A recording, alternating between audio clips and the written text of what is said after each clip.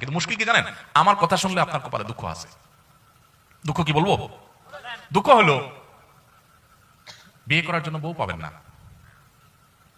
আরে বউ পাওয়া তো পরের কথা, নিজের মা বাপের কাছেও বিল পাবেন না। মা বাবা দেখবেন খুশি না, বলবে যে কি একটা ছেলে আমার,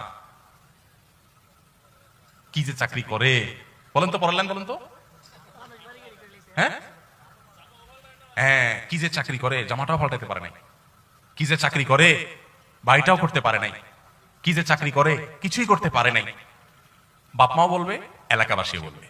এবং শুধু এটুকু বললে হয়তো, এক একটা আলপিন দিয়ে খোঁচা দিয়ে বলবে কি জানেন, এই যে অমুকের ছেলে এক লগে চাকরি করছে, কত কিছু করে ফেলছে, হ্যাঁ বাড়ি দোতলা জায়গায় 3 তলা করে ফেলছে, শহরে জমি রাখছে, দোকান রাখছে, কত কিছু করছে, মাশাআল্লাহ কি সুন্দর চকচকা গায়েব করে চলে আসে। আর আমার ছেলেটা কি যে করে আল্লাহ জানে।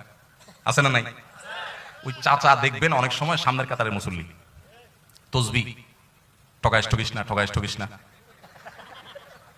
তসবি তা না, উনি হয়তো সুবহানাল্লাহ সুবহানাল্লাহ পড়ে, কিন্তু আচরণ বলতেছে সুবহানাল্লাহ না, ঠগাইস, মানুষকে ঠগাইস, নিজে ঠগিস না। এই টাইপের তসবি আলা মানুষ আছে না নাই?